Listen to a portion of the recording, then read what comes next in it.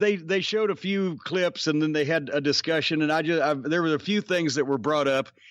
Shitstain claimed that he had to sit and fire rapid fire ideas at Vince McMahon, one right after another, to see if anything stuck, like it was his fucking chance to talk himself off the edge of a fucking cliff, right? No, that's not the way it worked. It's the way Russo made it work. Normal people, myself, Jim Ross, Bruce Pritchard, Pat Patterson, sat down and talked over ideas that made sense for the specific talent to get in some kind of a conflict, an incident or two to heat it up a little bit, and something that would sell tickets for the eventual match, hopefully on pay-per-view. Shitstain would blurt out, "What about a fight in a bakery?" And that, yeah, he just saw things in his fucking head. People doing things in a strange place or whatever, and that's what he would blurt out. So yes, that's how he worked with Vince, because that's what it was. It was, I'm going to blurt shit out my ass until you like something. As I mentioned, once again, Dr. Death wasn't planned as the winner from the start. Everybody just figured he would win it. Nobody is getting this. Nobody in wrestling believed at the time, especially anybody had been around him or knew anything about him, that anybody could beat up Dr. Death in any way, shape, or form. So that's that. Butterbean wasn't picked as punishment. I remember when I first heard about that from Bruce Pritchard. Butterbean they would have rather had Butterbean than goddamn at WrestleMania than goddamn Holyfield, I think, at that point. Because Butterbean was a fucking gimmick. And not only that, but a gimmick that would work with them. Mike Tyson wasn't going to have a match. He'd do the referee thing for a couple $1 million, right? Well, that worked. But Butterbean, the king of the 4-rounders, he's a fucking physical mess. And now you saw the way he looked in the episode. But it's like Roy Nelson in the UFC for a while there. He's a gimmick. He looks like shit, but he can hit fucking hard, and he's a trained professional boxer. And he's the king of the 4-rounders because he only has 4 rounders because he couldn't fucking go past 4 rounds. But if he hits you inside those 4 rounds, he's going to fucking knock you out. Well, somebody saw him on News Report on Butterbean. Well, that's something we could do with Bart. We could have it. The only reason Butterbean was there was not his punishment, is because he was a gimmick fucking boxer. And he looked like a gimmick, and he'd work with him, and he'd do it fairly cheap. And then they really did send Bart. I can guarantee you Vince McMahon was behind this, sending Bart to get real boxing lessons. Well, we don't want him to embarrass us, pal, or whatever the fuck. Because they're thinking, because they don't know any, and especially Russo, doesn't know anything about any fucking form of combat sports. He's seeing Bart Gunn, 6'5", body looks like that. He knocked all these other guys out. Well, maybe he'll beat Butterbean. And if he does, then we'll get on ESPN. And if he doesn't, then it'll be fun. He didn't know it'd go 30 seconds and Bart would get fucking brain damage.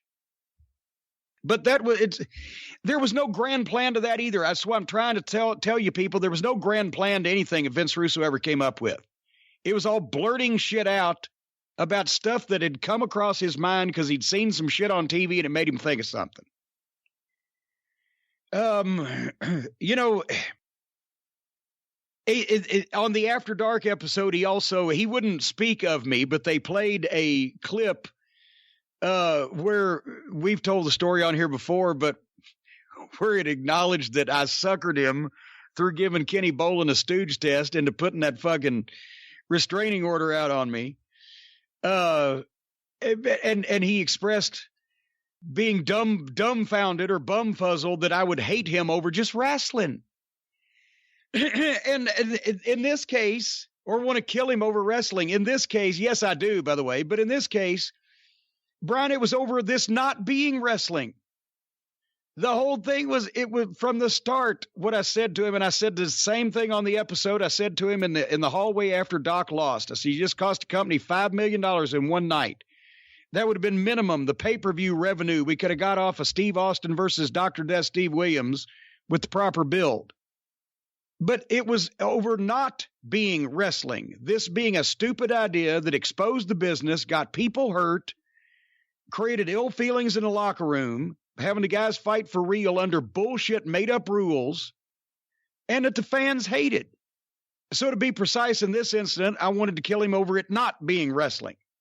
But it just not only everybody noticing the way that he just has that slappable face and talks down to people, but the fact that he was dismissing the wrestling business as being so trivial, and he didn't mind telling the guys to really shoot on each other. And until somebody pointed it out to him that it was a bad look, as the kids say, he was laughing when he saw the clip of JBL going into convulsions after he got knocked out. But he's talking about the wrestling business being so trivial. He didn't mind telling the guys to shoot on each other, blah, blah, blah. And 30 seconds later, you see Droz in a wheelchair from one wrestling move. One wrestling move done by an excellent worker that's never hurt anybody else before or since. It wasn't a trivial thing to Droz. It wasn't a trivial thing to D-Lo. It wasn't a trivial thing to a lot of people, except this fucking jackoff that was gifted his entree into the business and proceeded to shit all over everybody in it. But and then at the finish of the thing, Russo apologizes to Bart for not having anything to do with him, or not doing anything with him afterwards, not having a follow-up. That's on me, bro. That's on me. An insincere, disingenuous effort to babyface himself when he could have just told the truth. It was a stupid idea and a shitty tournament that nobody liked, and I didn't know how to follow up on it. And it didn't get you over because people thought that it sucked, and we had still been presenting you as a fucking underneath talent for the previous 5 years, so it didn't fucking help. But he's not smart enough to say that. So, but those were the, did you see anything else that was neglected in the Brawl for All rundown? I think there are other people they could have talked to. I would have loved to have seen Dan Severn in that. I've talked to Dan on 605 about Brawl for All. I think Ken Shamrock, I think that would have been interesting. I think, like you said, they should have talked a little bit about the rules. I think Timeline was slightly off on some things, but you kind of did a good rundown of what really happened. A post-mortem, if you will. That's what Watts used to term that at TV in Shreveport. Every time we taped TV at the old Irish McNeil Boys Club, right? He'd call everybody together afterwards for the post-mortem. We're going to dissect this fucking body and see what was wrong with it. And he would go over what the fuck anybody had fucked up, unless he was happy. And then he'd leave it alone. Anyway, do you have a post-mortem for your programs this week on the various, the network, the various titles that you have, series? This episode has already gone like 9 hours, so let me make this rather brief. The Arcadian Vanguard Podcast Network, follow all of our shows. We actually strive to get things historically accurate, a rarity in the world of wrestling podcasts.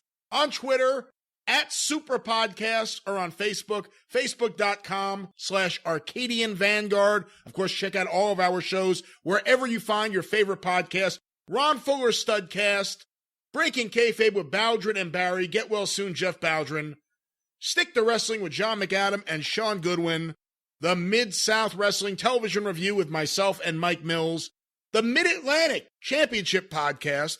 More shows in development right now, but I want to ask you specifically about one of the shows. We brought this up last week. John Arezzi's Pro Wrestling Spotlight, Then and Now. John, a trailblazer in professional wrestling, not just from all the conventions that he ran before anyone was doing that, but from his radio show, Pro Wrestling Spotlight, one of the first shows to go inside. It aired in New York. Eventually it was heard in a lot of different places when they went to a big, powerful station. But the episodes we are reviewing right now, each and every week, we put an episode on Patreon, the original broadcast, and then we review that episode on the podcast, playing various clips. We are right now in the beginning of 1990. You were scheduled to be the guest on the January 28th, 1990 episode of Pro Wrestling Spotlight. However, apparently at the last minute, you pulled out because you had a Super Bowl party. That's what she said when I let her up. I'm sorry.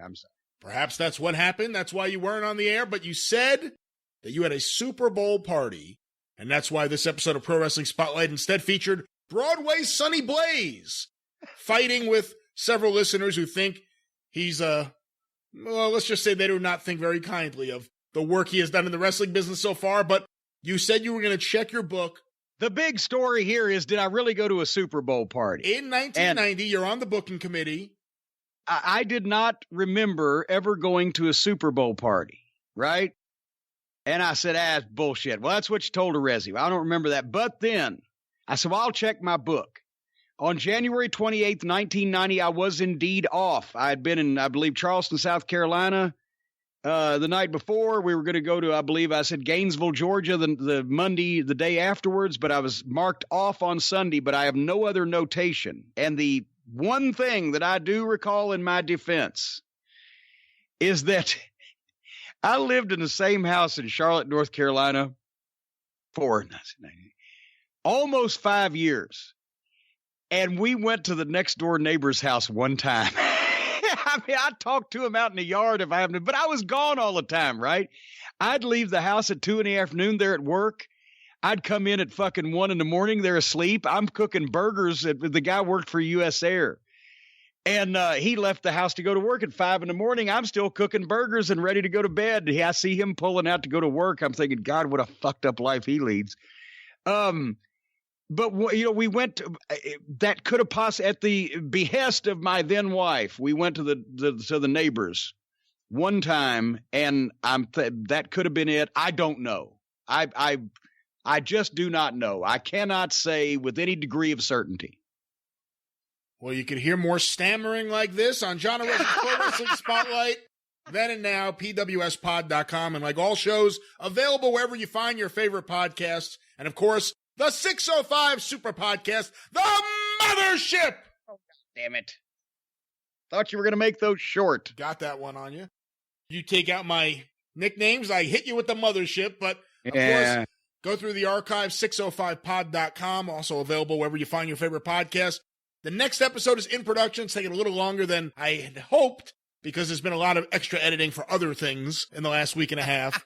However, it is going to be because the demand for our programming is so hot now that your programming has been left to languish in relative obscurity. You know, I look at the shows that we put up on Patreon, and those original episodes, it's like Drive Through, 27 minutes.